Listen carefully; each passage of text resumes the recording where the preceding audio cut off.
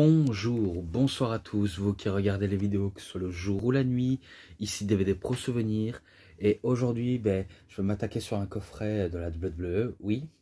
Mais pas sur un catcheur, sur, vous allez deviner, sur les top 25 des meilleures rivalités dans l'histoire du catch.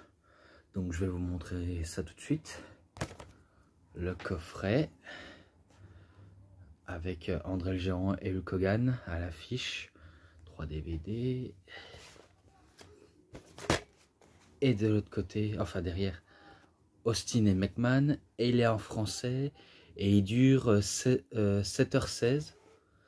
Et il y a tous les matchs inclus. Que ce soit le rebelle contre le boss, frère contre frère, The Irresistible, Force Meet, to Immovable Object. Donc l'irrésistible, Force Immobile, qui est André le Géant, et le Hulkster. Et après, ça inclut les meilleures rivalités entre WWE, NWA, WCW, ECW, AWA et WCCW. Donc, voilà. Ensuite, les DVD, vous savez qu'il y en avait 3. Ensuite, la liste du match. Allez, s'il te plaît. Voilà. C'est pas facile.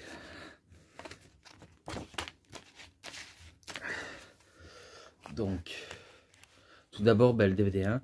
Ça, c'est juste un reportage. Donc vous aurez peut-être compris. Donc, je vais vous dire directement ce qu'il y a eu dans du top 25 au premier. Donc, tout d'abord, 25e position, Triple H contre Mick Foley, a.k.a. Mankind, Cactus Jack, Dude Love, appelez-le comme vous voulez. Ça a été l'une des rivalités phares à la WWE.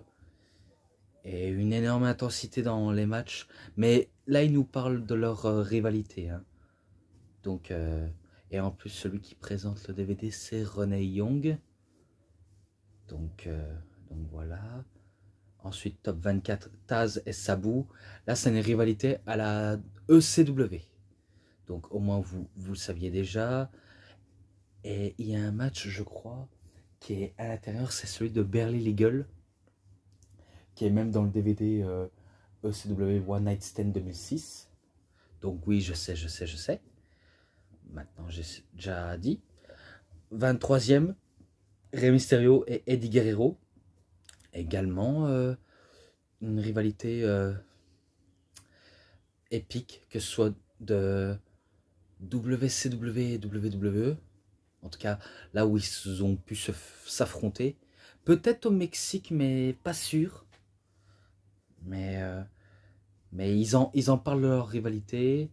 Enfin, surtout ceux qui présentent les matchs. Parce qu'il y a plusieurs anciens lutteurs qui en parlent des matchs et rivalités comme ça. Donc voilà. Ensuite, 22e position, Bruiser Brody et Abdullah the Butcher. Donc contre. Voilà, vous aurez compris. Bon, Bruiser Brody, je sais déjà son histoire. C'est pas la peine de me faire rappeler. Je sais qui s'est fait TUER à Puerto Rico. Donc vous aurez tout de suite compris. Mais bon, j'ai pas envie de parler d'histoire tragique, que ce soit n'importe quel catcheur, donc je préfère pas en dire plus. Même si je sais, hein, mais j'ai pas envie d'en dire. Et Abdullah the Butcher, heureusement pour lui, il est encore en vie. Et ça, si je crois bien, c'est une rivalité qui menait à Puerto Rico, peut-être au Japon, et peut-être du côté de la AWA, qui sait, ou même NWA. Il me semble, hein. Mais bon, ils en parlent de la rivalité. Une rivalité qu'on n'entend pas toujours, car c'est vrai qu'on a plus l'habitude d'entendre des rivalités WWE, WCW et un peu de CW, mais pas dans les d'autres fédérations qu'on entend. Mais bon, voilà, vous aurez compris. Ensuite, 21, Hulk Hogan contre Roddy Piper. Donc, face contre heel, vous saviez déjà. C'est une rivalité à la WWF, WWE. Mais bon, j'ai pas envie d'en dire plus. Ensuite, top 20, CM Punk contre John Cena. Alors oui, là, je suis d'accord. Leur rivalité, enfin, je sais bien qu'ils sont affrontés à plusieurs reprises, même s'ils n'ont pas de rivalité. Mais leur première rivalité monte vers Money in the Bank 2011 et qui prendra fin leur rivalité lors d'un épisode de Raw en 2013. Ça, je sais déjà. Eh ben, ça a été l'une des meilleures rivalités à signaler quand même. Ensuite, Kurt Angle et Brock Lesnar, aussi une bonne rivalité. Avec deux des sacrés lutteurs amateurs. Enfin, ils vont plus du côté de la lutte gréco-romaine et un peu de catch. Et qui est en 9e position. Oui, je voulais en dire un peu plus tard. Mais bon, vous aurez peut-être compris. Donc maintenant, je passe. 18e position, Randy Orton et Triple H. Alors là, c'est vrai. C'est une des rivalités qui n'a pas arrêté de grandir depuis des années. Quand Randy Orton s'est fait éjecter de l'évolution parce qu'il était devenu champion du monde. Et du coup, Triple H était jaloux de son jeune apprenti qui veut le faire payer et le battre pour le titre. Donc en gros, il l'enterre en plein match. Ouais, donc ça a été l'une des rivalités assez intenses aussi. Et j'espère que certains d'entre vous, vous avez sûrement des matchs de référence qui sont iconiques les unes que les autres. Donc forcément, voilà. Ensuite, 17e position. Là, si je crois bien, du côté de AWA, Vern Garnier et Nick Bockwinkel. Là, c'est une rivalité assez ancienne qu'on n'entend pas beaucoup parler, honnêtement. Mais que pour l'histoire de la AWA, ça a transcendé carrément. Et voilà, ben, si ça reste dans son top là, ben, ça reste dans son top là. Ensuite, 16e rivalité, ben, Mankind et l'Undertaker. Là, faut être vrai, c'est vrai qu'ils ont eu une énorme rivalité entre Mankind et l'Undertaker, mais une énorme, et que j'espère que vous saviez déjà. Ensuite, 15e position, Tommy Dreamer et Raven. Là, c'est du côté de ECW. Une grosse rivalité également qui naissent entre la ECW et peut-être du côté de WWE dans les années 2000, mais pas dans le reboot, hein, pas dans la ECW, le reboot en 2006 vers 2010.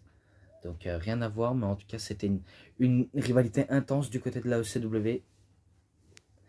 Et voilà, et ça mérite aussi sa place. Ensuite, 14e position, Shawn Michaels et l'Undertaker, également une grosse rivalité depuis In House Bad Blood lors de la stipulation Hell in a Cell. Donc on se rappelle que c'était une grosse rivalité jusqu'à ce que ça se termine à WrestleMania 26 quand Shawn Michaels va prendre sa retraite suite à avoir perdu face au Taker. Donc j'espère que vous êtes au courant, j'ai pas envie de vous en dire plus. Et ensuite Triple H The Rock. Alors là, si je crois bien, leur rivalité remonte jusqu'à ce que The Rock, en tant que Rocky Maivia, arrive à battre Triple H pour la première fois, qui était lui Hunter Hearst Helmsley, et que depuis pas mal d'années, ben, ça a continué à grandir, et jusqu'à ce que leur route leur sépare. Donc voilà. Ensuite, 12e position, John Cena et Edge. Là oui, là je suis entièrement d'accord. L'une des meilleures rivalités de l'année en 2006. Donc il n'y a pas à dire, ça a été l'une des meilleures rivalités, que j'ai même le match en rivalité dans le DVD Best of Raw et SmackDown en volume. Donc moi je l'ai en volume 3, j'espère que c'est pareil pour vous. Mais bon, ça a été une sacrée grosse rivalité. Cena et Edge aussi. Ensuite, numéro 11, Hulk Hogan et Randy Savage. Et également une grosse rivalité dans les années 80. n'y a pas à dire, ça reste une des rivalités aussi marquantes, surtout l'explosion des Mega Powers. Donc, j'ai pas d'autres grand chose à dire, si ce n'est que c'est excellent. Voilà, passons. Numéro 10, Tully Blanchard et Magnum TA. Ça, avant, je ne connaissais pas cette rivalité auparavant entre Tully Blanchard et Magnum TA. Et que, si je crois bien, l'une des matchs les plus intenses, c'était dans un I Quit match. Je crois que c'est ça, mais que ça a été très violent entre les deux hommes. Et là, on se dit... C'est vrai que à ce stade-là, on s'étonne pas du tout que c'est l'une des rivalités phares du côté de NWA, et pourtant ça l'est. Et par contre, les petits trucs, enfin, les petites lettres noires, j'avais complètement oublié de noter. Donc, Chambers 3, Radioactive, Underground Laboratory, donc laboratoire underground, quelque chose comme ça. Ensuite, Combustible, Quintessential Element, Nucleus, Interaction and Reaction. Donc, voilà. J'ai rien d'autre à dire, si ce n'est que j'ai juste dit ce qui était écrit en noir. Donc voilà. Je crois que j'ai déjà tout dit sur Magnum TA et Tully Blanchard. Ensuite, Undertaker et Kane. Également une rivalité qui naît depuis In Your House Bad Blood. Depuis que Kane a fait ses débuts officiels en tant que personnage enflammé, la grande machine rouge. Et que la plupart des matchs, eh ben, c'était Kane qui perdait. De temps en temps, c'est Undertaker aussi qui perdait. Donc, il n'y a pas à dire, ça reste aussi dans le top rivalité. Et ce match était, cette rivalité était la 9e. Ensuite, 8e position. Edge et Christian contre les Hardy Boys, contre les Dudley Boys. Donc, oui, depuis leur match de TLC et triangulaire match d'échelle, donc ça a été l'une des plus grosses rivalités entre les 3 équipes de 2 personnes. Donc, ça reste une des meilleures équipes, l'une des 3 meilleures équipes à la WWE, et l'une des meilleures rivalités aussi. Ensuite, numéro 7, Dusty Rhodes et Ric Flair. Alors là, ça naît depuis NWA, de la Jim Crockett Promotion, et un peu de WCW aussi. Mais bon, une rivalité intense entre les Forcemen et Dusty Rhodes. Ouais, parce que Ric Flair, c'est lui qui dirigeait les Forcemen, et du coup, ça menait une histoire personnelle à détruire ce pauvre Dusty Rhodes qui se faisait malmener à chaque fois. Voilà, vous aurez compris. Ensuite, The Von Erich Family. Même si est marqué The Von Erich, moi je dis la famille Von Erich contre The Fabulous Fred Bird. Donc ça, c'est une rivalité qui naît entre la NWA, donc les Von Erich et les Fred Birds. Eh ben, une rivalité familiale contre, on va dire, gang de groupe de cow-boys. On peut appeler ça comme ça. Moi, je le vois de cette manière. Hein. Et si je crois bien, il y avait Johnny Ace, qui est John Laurinaitis, qui était dans les Fred Birds, je crois. Je crois, hein, mais j'en suis pas totalement sûr. Mais bon, vaut mieux que j'espère. Voilà. Donc c'était en numéro 6. Et maintenant numéro 5, Stone Cold Steve Austin contre The Rock. Et également une grosse rivalité.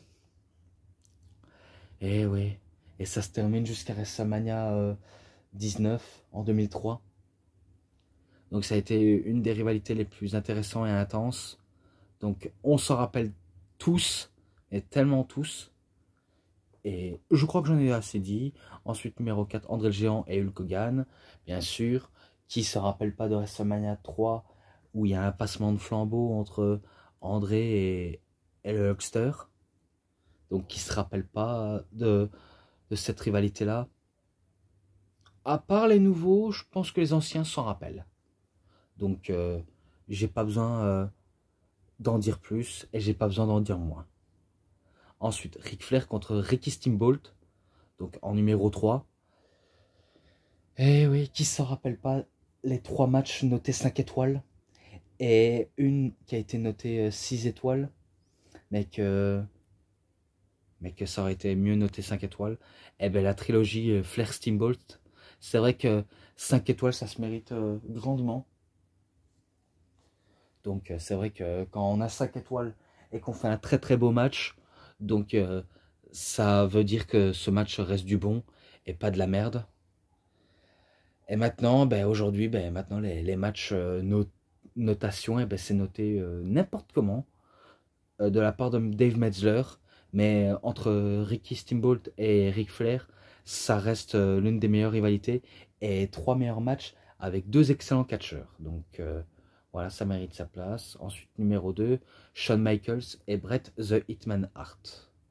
Ils auraient pu mettre aussi Sinarok, mais ils l'ont peut-être pas mis, mais bon, c'est pas grave. Et ben ça, on connaît tous, c'est une grosse rivalité entre Bret Hart et Shawn Michaels, et qu'à l'époque, ils se détestaient royalement, purement et psychologiquement. Donc j'espère que vous saviez tous. Et, et voilà. Et le numéro 1, vous saviez tous, enfin j'espère si vous avez le DVD. Certains, ça vous étonne pas, d'autres, ça étonneront certains. Mais Stone Cold Steve Austin contre Monsieur McMahon. Le Texas Rattlesnake contre The Chairman of WWE. Donc le rebelle contre le boss. Donc vous avez compris. Même si Monsieur McMahon n'était pas un catcheur, il essaie de se comporter comme un catcheur. Même si, contrairement aux autres, eh bien, il est moins bon. Mais voilà. Mais ça a été dans le top, dans le top 5. Et ça finit numéro 1. Et j'en ai assez dit. Donc, tout d'abord, ben, je vais passer au match. Et après ça, je vais un peu m'arrêter car je vais un petit peu boire. Donc, je vais un petit peu couper la caméra. Enfin, un petit peu couper la vidéo et on se rejoint tout de suite. Donc voilà, je suis de retour. J'ai préparé une canette boisson énergisante pour me motiver parce que je vous cache pas, je suis un petit peu fatigué. Mais c'est pas grave, je vais continuer. Donc, tout d'abord, le premier match de ce DVD. Pour le championnat de la WWE, Hulk Hogan contre Roddy Piper à War to the Seattle to the Score, 18 février 1985.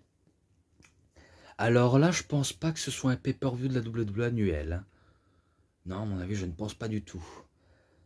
Donc, à mon avis, c'est une tournée à travers toute l'Amérique.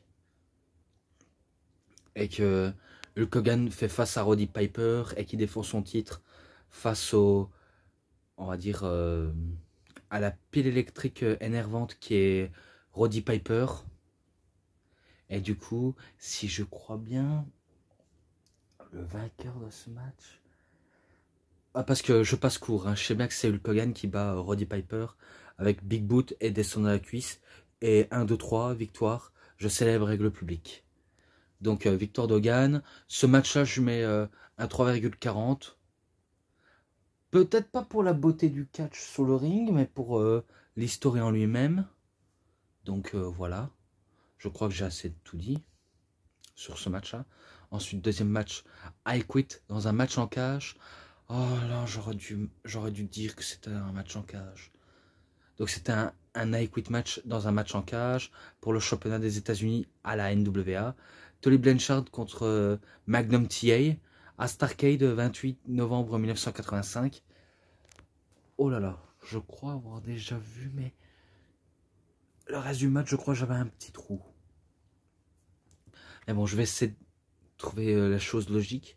Donc, comme le dit dans le top 25 des rivalités, donc le reportage, eh ben, ça a été l'une des rivalités les plus violentes et personnelles entre Tully Blanchard et Magnum TA. Je sais pas pour quel motif. Est-ce que c'est par rapport que la femme de Tully Blanchard était amoureuse de Magnum TA? Oh, je sais pas. je sais pas, mais à mon avis, vu comment à mon avis cette histoire est personnelle entre Blanchard et TA, j'en sais pas trop grand chose, mais s'ils sont en rivalité, c'est qu'il y a sûrement quelque chose, car c'est pas, on va dire, pour rien si ça reste là, et que ça a été l'un des matchs les plus violents et sanglants, je crois, même pour la NWA, et que si je crois bien, c'est... je crois que c'est Tully Blanchard qui se fait saigner en plein match. Vu comment Magnum TA, je crois, il saignait aussi en plein match. Mais je crois celui qui abandonne le match, je crois que c'est Tully Blanchard. Donc je crois qu'il perd face à Magnum TA. Je dis ça si je me trompe. Hein. Si vous avez ce DVD, dites-le moi si c'est vrai ou pas. Du fait ce que vous dites est vrai. Car c'est vrai que après, je l'avais regardé très très rapidement, vu comment d'autres DVD, parce que j'ai dû me concentrer sur les DVD TNA, parce que je voulais savoir sur les pay-per-view avant que je fasse des reviews. Mais bon, j'aimerais bien savoir de votre part, hein, du fait que ce que vous dites est vrai. Donc j'espère que je peux avoir confiance en vous. Et ce match-là, vu comment c'était intense et personnel, je lui mets un 3,60 direct. Malgré ce que c'est un vieux match, mais sinon ça nous a bien raconté une belle histoire, en tout cas. Ah d'accord, à la WCCW, entre Bruiser Brody et Abdullah the Butcher. Pourquoi j'ai dit la NWA? Qu'est-ce que c'est? Il y a des fois je me demande, mais qu'est-ce que ça veut dire, pourquoi je dis n'importe quoi? Donc à la World Class Championship Wrestling, en juillet 1987, Bruiser Brody et Abdullah the Butcher, bien sûr. Et là, c'était en match simple. Mais que le match, on sait bien que l'un des deux, ils ont un style violent.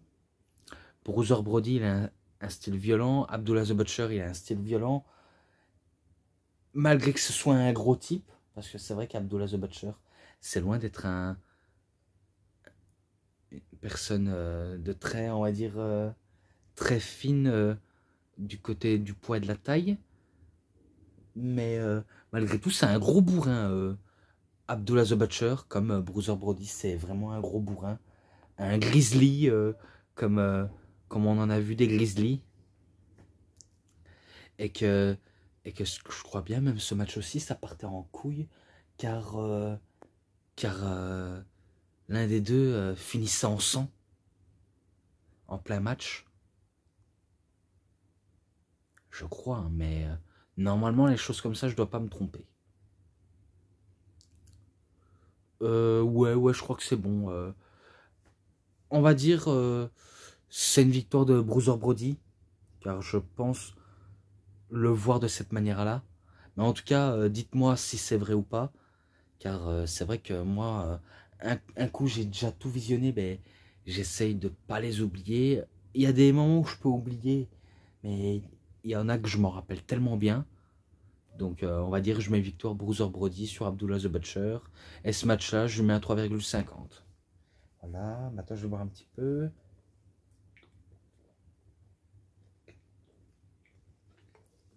Et on continue. Donc, Bad Street Rules match. Ah ouais, ça encore à la WCCW, donc World Class Championship Wrestling. Et c'était en février 1988. Entre la famille Von Erich, donc Kevin, Kerry, enfin, il y a Kevin, Kerry, Von Erich contre Terry Gordy et Buddy Roberts. Et là, c'était un match par équipe où ils font ce qu'ils veulent, ils ramènent des chaises et d'autres types d'armes. Et que les Von Erich, ils essayent de protéger l'honneur de leur famille à cause de deux rebelles dans les Freebirds. Donc ils veulent se venger des Freebirds vu comment leur rivalité était personnelle et assez controversée. Et si je crois bien, à la fin, c'est une victoire des Von Erich sur Gordy et Roberts. Ouais, il me semble. C'est une victoire 2 à mon avis. Et ben puisque c'est victoire de Von Erich, et ben je mets un 3,40 aussi. Ensuite au SummerSlam 29 août 1988, Hulk Hogan et Macho Man Randy Savage, donc les Mega Powers, contre Million Dollar Man, Ted DiBiase et André le Géant. À mon avis, ils auraient pu mettre d'autres types de matchs de cette qualité, mais ils ont préféré mettre en équipe. D'ailleurs, c'est curieux, il n'y a pas d'autres matchs qui sont tous à l'intérieur. Ils ont préféré montrer les meilleures rivalités dans les classements plutôt que dans les matchs. Je vais pas faire dans la dentelle. C'est une victoire d'Hogan et Savage sur Géant et DiBiase. Et ce match-là, je mets un 3,40 aussi. Donc voilà. Pour moi, il n'y a pas de suspense. Celui-là, je le noterai en description entre l'Undertaker et Mankind au King of the Ring 23 juin 1998 dans un Hell in a Cell. Ah non, non, 96. Donc c'est pas dans un Hell in a Cell. Qu'est-ce que je suis con. Pourquoi je dis ça de manière en l'air? Oh, d'accord. Ça, je crois qu'il est disponible allez, Deadless Matches, ça. Je vais vérifier de toute façon. Mais ça, je pense pas que c'était dans un match à chaufferie. Je pense, hein, mais je vérifierai quand même. Et que ça a été l'une des matchs aussi à son apogée de violence entre Mankind et Undertaker. Et qui avait vraiment pas de limite. Mais bon. Je crois que c'est une victoire de l'Undertaker. Et ce match-là, ben, je le noterai en description parce que j'ai pas envie de le noter par erreur. Donc voilà, j'espère que vous m'aurez compris. Ensuite, DVD 3. On était passé au DVD 1, DVD 2. Maintenant au DVD 3. Je vais encore boire un coup et je continue.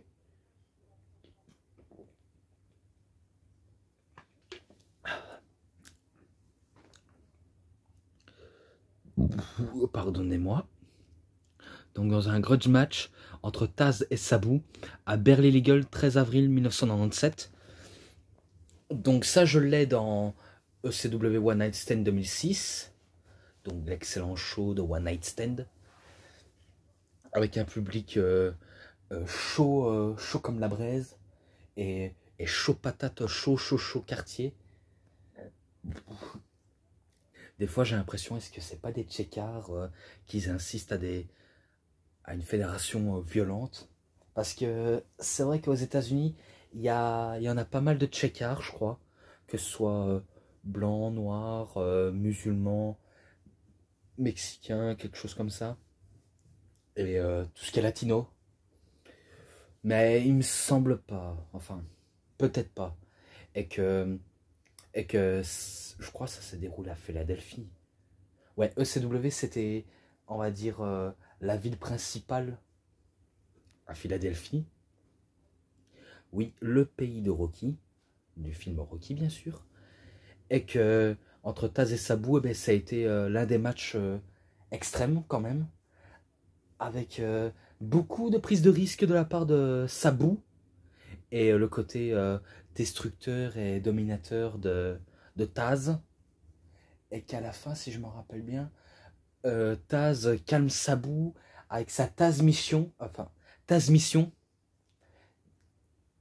qu'il appelait, si je crois bien, Christophe Ajus, un kata hajime, et Taz Mission qui est une prise de sommeil, enfin qui est une prise de sommeil et pas prise de sommeil. Pourquoi je dis sommeil alors que c'est prise de sommeil?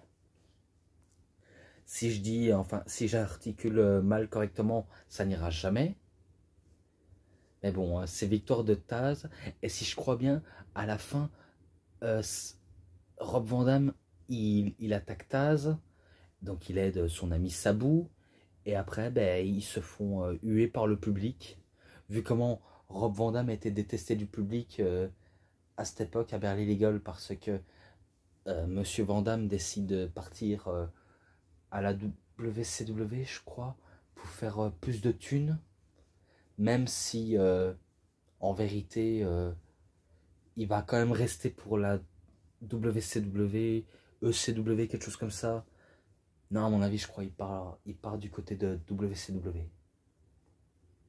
Pour se faire un maximum de thunes et aussi de partir au Japon et d'autres structures aussi extrêmes.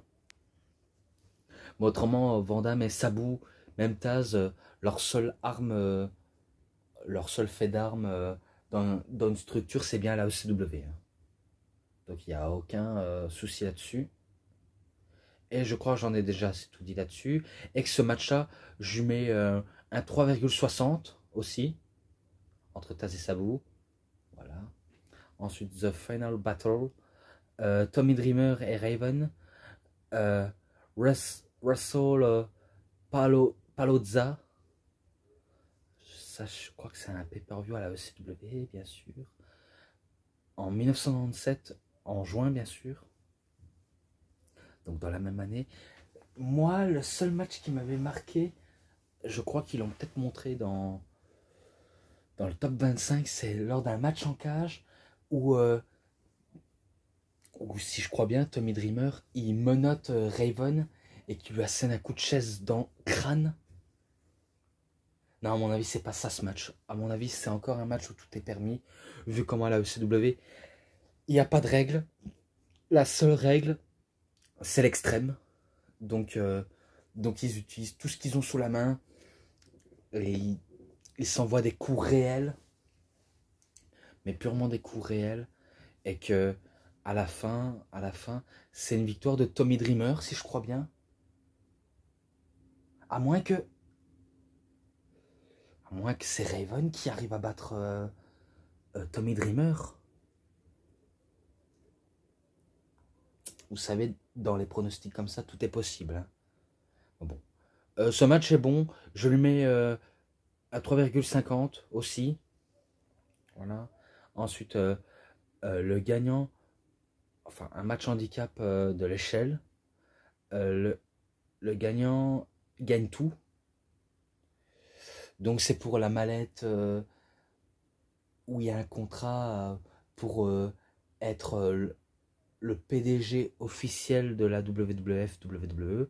Et c'était au King of the Ring 27 juin 1998 entre Stone Cold Steve Austin contre Monsieur Vince McMahon et Shane McMahon.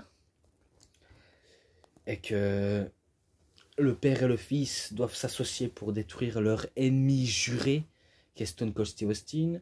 Et je me rappelle quand Stone Cold Steve Austin avait l'avantage, il était même prêt à décrocher la mallette. Mais celui qui s'occupe à monter et descendre allez, le bout du crochet où il y a la mallette, un câble, on peut appeler ça comme ça, un câble, et ben il remonte pour faire exprès. Et à la fin, ben, c'est Austin, enfin c'est McMahon et enfin c'est les deux McMahon qui bat Steve Austin en capturant la mallette. Après tout ce qu'ils ont chié dans le match, c'est eux qui remportent. Et je me dis, pourquoi? Mais bon, pourquoi ça sert à rien de dire pourquoi, vu comment on sait que c'est un petit peu logique. McMahon ne veut pas perdre son entreprise et que c'est lui le PDG, un point c'est tout. Et maintenant, ben, on sait qu'il est au pied du mur. Et est-ce qu'il a des chances de se faire, on va dire, jecter? C'est la question qu'on ne sait pas, nous, en tout cas. Mais bon, ce match-là, je mets un 3,5. Voilà. Ensuite, match pour le championnat de la WWE. Triple H contre The Rock à Backlash, 30 avril en 2000. Ça, il est présent dans le coffret de The Rock, The Most Electrifying Man in Sport Entertainment. Je me rappelle que l'arbitre spécial, c'était Shane McMahon.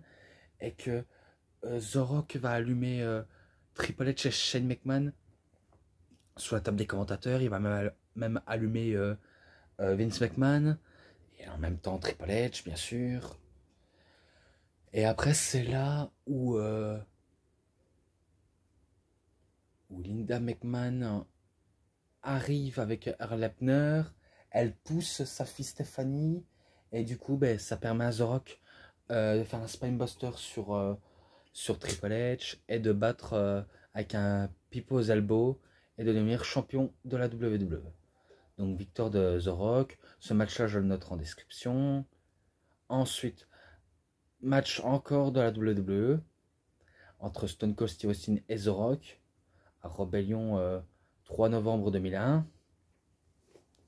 On peut appeler ça la revanche de WrestleMania 17. On peut appeler ça comme ça. Et ce match-là, je me rappelle qu'il y avait de la controverse. Ouais, je m'en rappelle. Après, je pense pas que c'était la revanche de WrestleMania 17. Hein. Donc, si ça aurait été la revanche, ça aurait été au 19. Hein. Donc, je me précipite et je dis ça dans le vent pour rien du tout, finalement. Et qu'à la fin, si je crois bien, c'est victoire de Steve Austin. Grâce à l'aide de la corporation, si je crois bien. Bref, ça partait vraiment en couille, ce match-là. Je me rappelais, ça partait tellement en bordel général. Bon, ce match-là, je le mets un 3,60 aussi. Malgré qu'il n'y a pas du très beau catch, mais le côté divertissement et tout ce qui fait la beauté du catch. Donc voilà. Ensuite, match pour le championnat de WWE. Kurt Angle contre Brock Lesnar au SummerSlam 24 août 2003. Ça, il est présent dans le coffret de Angle. Donc je crois que j'ai pas besoin de tout noter. Vu comment vous savez que c'est une victoire peut-être de Kurt Angle. Et qui conserve son titre de la WWE face à Brock Lesnar. En faisant abandonner un Ankle Lock. Et après, ben, il s'occupe de Monsieur McMahon. En faisant un Olympic Angle Slam. Donc voilà. Ensuite, dans un match en cage pour le championnat de la WWE, John Cena contre Edge à Raw le 2 octobre 2006. Celui-là, il est présent dans Cena vs Edge, dans Best of WWE, Raw et SmackDown, en volume 3. Ouais, en volume 3. Bon, vous saviez, à premier temps, ben, Lita a voulu aider Edge en introduisant une chaise dans la cage. Et que Edge a voulu utiliser sur John Cena, mais c'est John Cena qui utilise la chaise en assommant Edge et en faisant un STF. Et c'est là où Lance Cade et Trevor Murdoch attaquent John Cena. Et ils essaient de faire sortir Edge pour faire gagner le match. Et c'est là où la DX s'occupe de Cade et Murdoch. Et qu'après, si je me rappelle bien, Shawn Michaels fait un switch in music sur Trevor Murdoch. Et que la porte... viennent claquer au visage de Edge et ça permet à John Cena de faire son FU qui est maintenant un attitude adjustment et de battre Edge. Donc ce match là aussi je le noterai en description et c'est dommage si ça se termine là-dessus. Donc voilà, j'ai terminé cette review sur les plus grosses rivalités de l'histoire du catch. Le documentaire, match ensemble. Je lui mettrai... Ouais, je le mettrai un 4. Ou un 4,20 si vous voulez. Après tout, pourquoi pas? Pourquoi pas un 4,20? Donc voilà, je crois que j'ai déjà assez tout dit. Donc en tout cas, j'espère que vous avez très bien aimé. En tout cas, si elle vous a plu, vous savez ce qu'il vous reste à faire. Likez la vidéo, commentez, partagez, abonnez-vous à ma chaîne, cliquez sur la petite cloche pour avoir plus de notifications des prochaines vidéos. Et moi, je vous dis bonne journée, bonne soirée à tous. Au revoir tout le monde pour une prochaine vidéo.